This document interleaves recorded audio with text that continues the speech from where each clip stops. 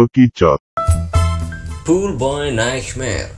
Itulah judul film yang akan kita ulas berikut ini lor. Ini merupakan lifetime movie hampir sama seperti FTV ya lor. Film ini merupakan film dari Amerika lor. Namun bukanlah sebuah film besar layaknya film-film Hollywood yang memiliki budget gede ya lor. Ini film seperti yang gue bilang tadi kayak FTV gitu, tentu budgetnya agak minim. Namun dari sisi ceritanya kita nggak akan kecewa loh, nggak semuanya jelek. Pool Boy Nightmare merupakan film yang bergenre drama, romance, and thriller lor. Film ini dirilis pada tahun 2020, ditayangkan pada 7 September 2020 di stasiun TV Lifetime. Dan film ini juga ditayangkan di UK lewat saluran yang sama yaitu Lifetime TV. Namun dalam penayangannya di UK, film ini merubah judulnya menjadi Deadly Payback. Film yang mendapatkan rating 4,8 dari IMDb ini dibintangi oleh aktor senior lur. Beliau adalah Jessica Morris. Dia terkenal lewat penampilannya di serial reguler ABC TV yang berjudul One Life to Life. Itu merupakan serial yang banyak disaksikan di Amerika ya lur. Salah satu serial favorit rentang waktu 1998 sampai 1999. Pool Boy Nightmare ini disutradarai oleh Rolf Kanefsky. Dia merupakan seorang aktor, seorang penulis, dan dia juga seorang sutradara ya lur.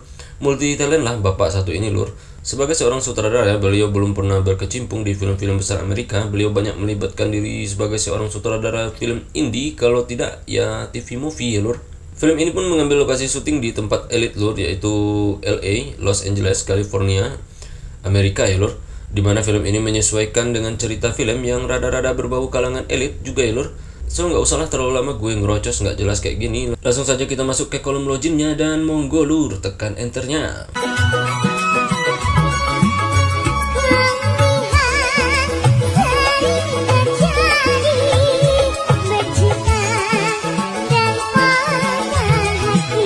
Bekicot.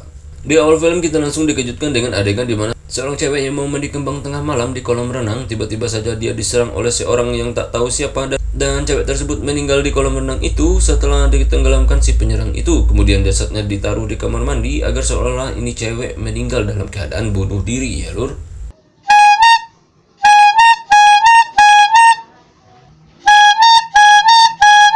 Satu tahun kemudian,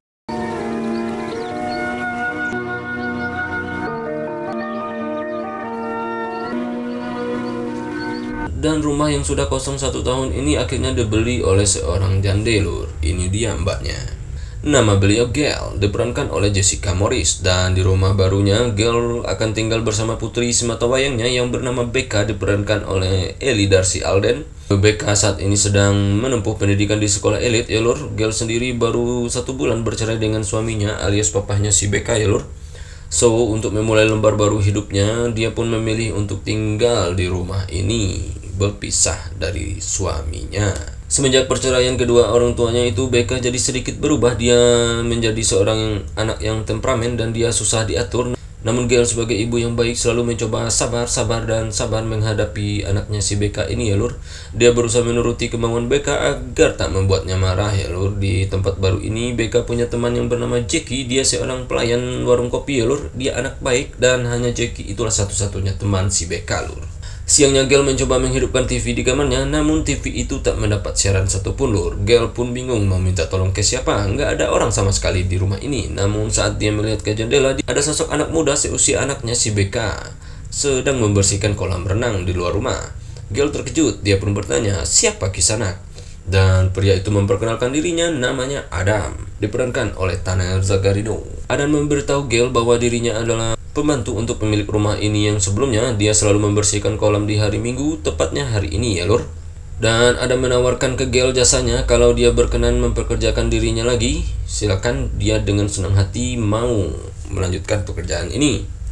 Dan Gail pun gak keberatan, dia juga bingung nyari pembantu, dia gak punya kenalan soalnya di daerah ini ya lur. Kedatangan Adam tentu diharapkannya. Dia gak perlu repot-repot lagi cari pembantu yang bersihin kolam renangnya. Gail pun meminta tolong si Adam untuk betulin TV di kamarnya, namun tidak hari ini, besok saja. Adam hari ini fokus saja bersihin kolam. Dan Gail pun masuk ke dapur ngambil minum untuk si Adam.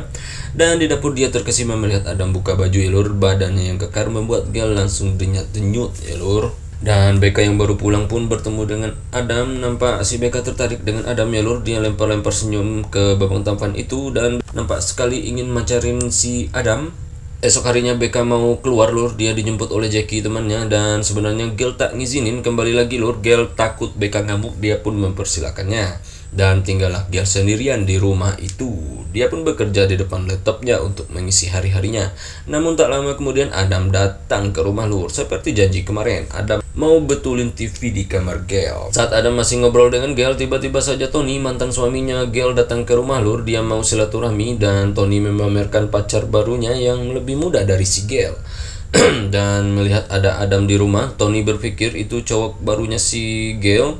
Dan tentu saja Adam juga lebih muda dari si Tony ya lur. Tony jadi salting, niat mau mamerin ceweknya ke Gale yang lebih muda dari Gale. Akhirnya nggak jadi, dia pun balik. Di sini diceritakan bahwa Tony nggak mau bercerai dengan Gale lur. Namun Gale ngotot mau cerai karena Tony ketahuan selingkuh, dan Tony sudah taubat sebenarnya, namun Gale nggak bisa memaafkannya lur. Tony masih mau hidup dengan Gale ceritanya lur. Akhirnya karena dia marah, Tony pun akhirnya mau manas-manasin si Gale lur. Itu ceritanya.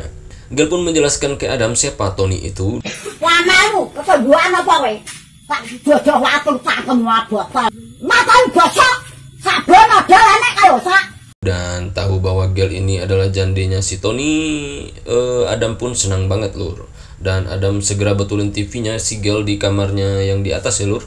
Dan Gale pun menyusul ke kamar. Di kamar, Gale mengatakan bahwa dirinya capek beresin rumah ini yang begitu besar, dia mengerjakannya sendiri, makanya untuk yang sisi kolam dia butuh orang. Dia mengatakan itu hanya untuk bahan cerita aja ya lur, biar nggak kosong obrolannya. Mendengar Gale mengatakan capek, Adam pun menawarkan pijatannya. Dia mengakui dia pernah belajar untuk menjadi seorang terapis di Spanyol. Gale mau nolak, namun keramahan si Adam membuat Gale tak bisa menolak lur. Dia pun mempersilahkan dengan berat hati si Adam untuk mijitinnya. Namun Adam sangat lihai lur, pijatannya benar-benar membuat si Gale meradang. Dan hanya butuh waktu 5 menit, Adam membuat Gale kolpek. Dan Gale yang sudah goyah imannya itu akhirnya menerima gempuran hebat gelutnya si Adam. Apalagi kemarin dia terkesima melihat Adam membersihkan kolam ya lur. Dan siang itu mereka bergelut hebat. Sebenarnya Gale nggak mau, dan Gale itu bukanlah tipe cewek gampangan seperti ini ya lur. Emang si Adamnya yang sangat lihai kalau gua lihat lur. Usai bergelut, Gale pun menekankan ke Adam bahwasanya ini hanya untuk satu kali saja, dan kali ini saja. Dia nggak ada waktu untuk melakukan ini lagi dengan Adam. Adam bukanlah tipenya, kata si Gale. Dan Adam pun tersinggung, akhirnya dia pergi. Dan dengan kecewa lur, Adam pun marah banget ke Gale.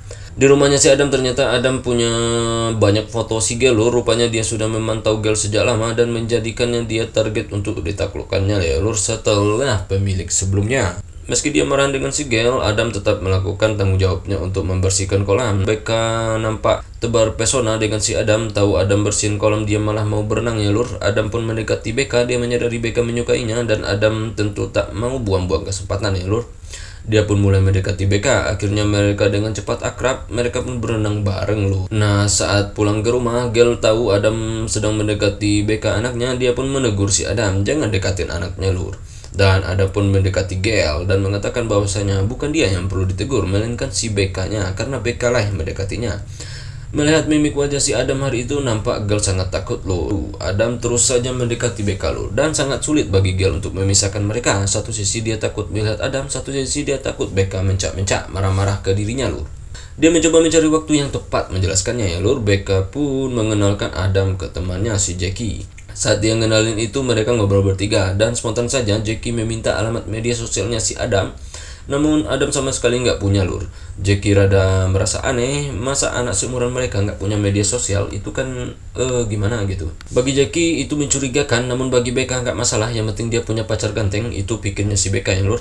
Seperti yang ditakutkan Gale lur, saat dia menegur Becca malamnya.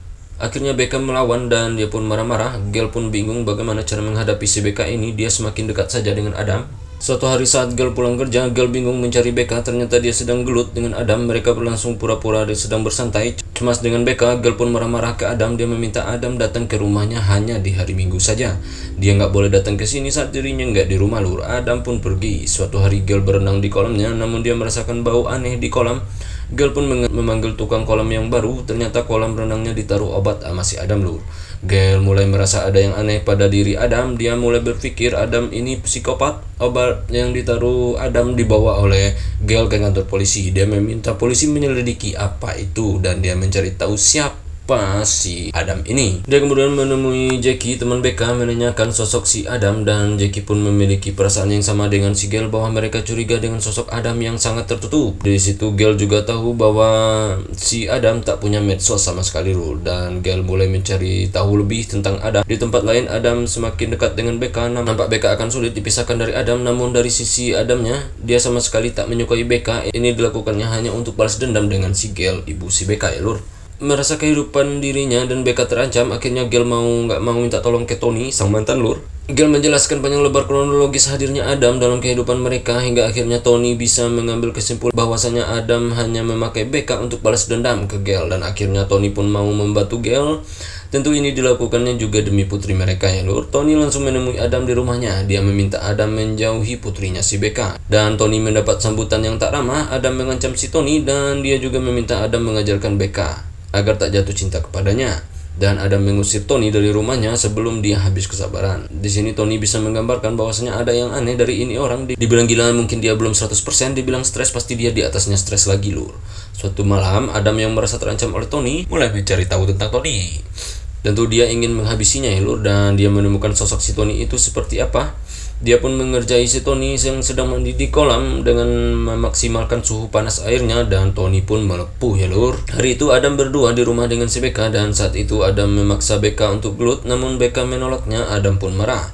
Melihat Adam marah, BK benar-benar takut. Dia mendorong Adam ke kolam renang, dan akhirnya dia pun kabur Lur. Dia pergi ke tokonya si Jackie yang tak jauh dari situ. Dia menceritakan ke Jackie tentang kelakuan si Adam tadi Lur. Dan saat itu polisi sedang dalam perjalanan ke rumah Gale untuk memeriksa kolam Gale ya Lur, sesuai laporan si Gale kemarin. Dan saat itu juga Adam menghabisi si tukang kolam yang baru saat membersihkan kolam di rumah Gale, dan Adam sudah ada di rumah itu saat itu ya Lur. Film ini pun akhirnya berjalan sangat menegangkan Lur. Adam mulai meneror Gale dan BK sementara polisi masih di perjalanan. Gale berusaha menenangkan BK. Dia pun mengatakan bahwa polisi akan sampai di rumah dan ada tukang kolam juga, jelas si Gale. Namun Gale nggak tahu kalau tukang kolamnya udah out ya Lur. Mereka memutuskan untuk segera pergi dari rumah, dan mereka segera berkemas, namun satu persatu tumbang. Dimulai dengan si BK Lur, dibekap oleh si Adam di kamarnya, dan tak lama kemudian dia pergi ke kamar si Gale, dan gak perlu dia keluarin tenaga ekstra, cukup dikejutin doang, si Gale udah jatuh dan langsung pingsan Lur. Saat tersadar, Gale sudah mendapatkan dirinya berada di sebuah kamar di rumahnya yang sudah dipasang bunga-bunga oleh si Adam Lur. Di sebuah ruangan tertutup, bajunya sudah diganti oleh si Adam, dan Adam pun sudah ganteng maksimal. Malam itu, Adam menyambut bangunnya si Gale dengan penuh kehangatan. Namun Gale meminta ampun ke Adam, jangan sakiti putrinya. Apa yang dia mau dari dirinya silakan lakukan aja, pinta Gale. Adam gak peduli dengan permohonan si Gale, dia langsung menghidupkan musik dan ngajak Gale berdansa. Dan Gale menurutinya. Kalau dia nggak mau, tentu saja akan jadi malapetaka ya Lur. Di sini Adam mengakui bahwa pemilik sebelumnya meninggal di tangannya. Dia menaruh jasadnya tepat di kamar mandinya si Gale. Mendengar itulah Gale menanyakan keberadaan putrinya, dan Adam mengatakan dia di luar dan dia baik-baik saja. Namun Gale nggak percaya. Dia pun pergi keluar melihat putrinya. Ternyata sedang diikat oleh Adam di kolam renangnya Lur. Dan Adam memegang si Gale supaya dia nggak kabur ya Lur. Entah dari mana si Gale belajar silat Lur. Dengan sekali jurus dia bisa langsung membuat Adam yang bertubuh besar kesakitan terkena pukulan 1000 bayangannya. Dan dia memukul Adam dengan pembersih kolam. Adam langsung terpelanting ke dinding dan pingsan. Gue yakin Thor dan Thanos akan bertekuk lutut melihat kehebatan sosok si Gale ini ya Lur. Gale langsung menyelamatkan putrinya, melepaskan ikatan di tangan dan kakinya. Namun tiba-tiba saja Adam sudah tersadar dari tidur lelapnya. Dia pun memburu Gale dan BK yang berusaha kabur, dan mereka pun masuk mengunci semua pintu. Namun Adam adalah orang yang sangat lihai main petak umpet, apalagi dia menguasai semua lokasi rumah itu. Dia pun berhasil masuk ke rumah, dan hingga pada akhirnya BK dan Gale kembali menunjukkan aksi menakjubkan sebagai superhero. Adam yang berlari untuk mendobrak pintu kamar mandi tempat mereka sembunyi. Dengan mudahnya BK membuatnya tercebur ke bathtub, tempat dia menaruh jasad pemilik rumah sebelumnya ya Lur. Dan di atas bathtub, Gale sudah berdiri dengan hair dryer yang teraliri listrik di tangannya. Dia mengancam kalau Adam bergerak sedikit saja dia akan menjatuhkan hair dryer ke air yang ada di dalam bathtub itu. Tentu saja Adam akan kesetrum. Adam pun gak berani bergerak. Dan tak berapa lama kemudian polisi pun datang, dan kondisi Adam yang berendam di bathtub memudahkan polisi menangkapnya. Akhir cerita, Gale dan BK pun hidup tenang berdua di rumah itu ya Lur. Film ini pun tamat.